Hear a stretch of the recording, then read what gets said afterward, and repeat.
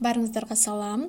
Бул сабакта сынатооч деген эмне, заттарды кантип сүрөттөйбүз жана ал сүрөттөөчү сынатоочтор сүйлөмдө кайда тураарын талдайбыз. Эң биринчиден сынатооч деген эмне? Бул мисалы кызыктуу китеп, сулуу кыз, бат эсеп, муздакка баарай.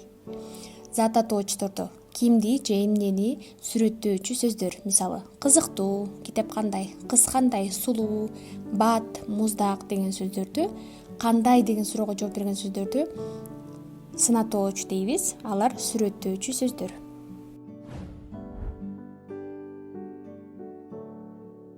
Англис тилинде дал ошондой сынатоочтор бар жана сынатоочтор ар дайым зат атоочтун алдында турат. Демек ким эмненин астында келет. Мисалы кандай, анан эмне.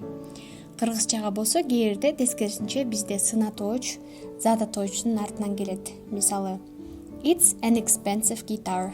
Бул кымбат гитара. It's a guitar expensive деп айтылбайт. She has a new car. Анын жаңы машинасы бар. A new car.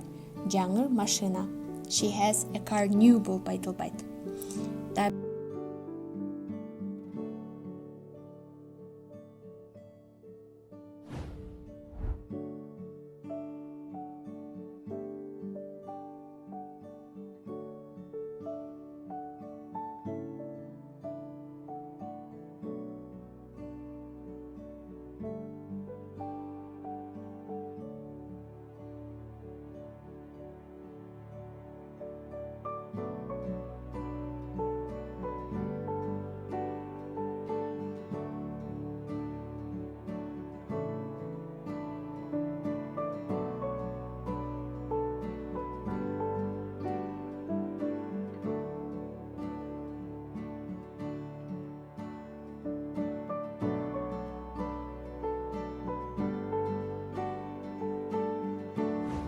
Дагы бир жолу эки кейс бар. The guitar is expensive.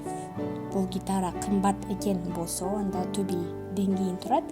An expensive guitar, анда зат атоочтон биринчи турат.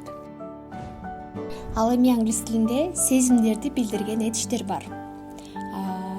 Мисалы сезимди кандай этиштер болушу мүмкүн? Sound, кызык, угулуу. Taste, татыйт, татуу. Look, көрүнүү. Smell, жыттоо, даамдоо. Feel, сезүү. Бул сезимди билдирүүчү этиштер деп аталат. Ушул гана кейсте сынатоочтор этиштен кийин кетиши мүмкүн. Мисалы feel, look, smell, sound, taste. Бул жакта адамдын сезимдерин билдирүүчү этиштер.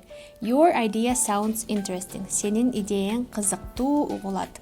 Кандай угулат, кызыктуу угулат. This soup tastes horrible. Бул шорпо жаман татыйт экен. Кандай татыйт, жаман татыйт. You look tired. Сен чарчагандай көрүнүп турасың. Кандай көрүнүп турасың? Чарчагандай. I feel depressed. Мен өзүмдү жаман сезип турам. Мен кандай сезип турам? Жаман сезип турам. Эгерде зат атоочтор эмнелер кимдер болуп көптүк жана бирдик санда болсо, сынатооч эч качан көптүк жана бирдик болуп бөлүнбөйт. Өзгөрбөйт, алар ар дайым бир түрдө колдонулат. Мисалы These are my favorite shoes. Булар менин сүйүктүү бут кийимдерим. Сүйүктүү деген сөз дагы бут кийимдер өзгөрүп атат, сүйүктүүлөр калып калат. Дал ошондой англис тилинде These are my favorite shoes болбой, favorite shoes эле болуп кала берет. She has blue eyes. Анын көк көздөрү бар. She has blue eyes эмес. She has blue eyes. Көк көздөрү бар. Сүрөттөө сөздөр өзгөрүлбөйт. Ал эми сүрөттөөчү сынатоочтордун алдына аябай, абдан, өтө деген сөздөрдү кошуп койсок болот. Very же quite. Мисалы, алар сынатоочтун алдына колдонулса болот. It's very expensive. It's expensive. Бул кымбат.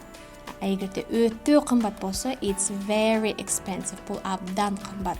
Эгерде ушундай көбүртүп жабыртуучу сөздөр сынатоочтун алдына келет. It's quite expensive. Бул бир аз кымбат экен. Кыскача эрежени жыйынтыктап кетсек, негизи сын атоочтор зат атоочтун алдында келет. Бирок эгерде биз сезимди билдирүүчү этиштердин сүрөттөбүз келсек, анда алардан кийин кетет жана to be этишинен кийин дагы кийин кетет. Сын атооч эч качан көптүк сан, бирдик санга бөлүнбөйт, бир өзгөрүлбөйт. Жана эгерде сын атооч сындоону көбүртүп, жабыртып же азайтып айткыбыз келсе, анда сын атоочтун алдына very же quite сөздөрү кошулат. Кунт коюп укканыңыз үчүн рахмат. Катталып англис тилин үйрөнүңүз.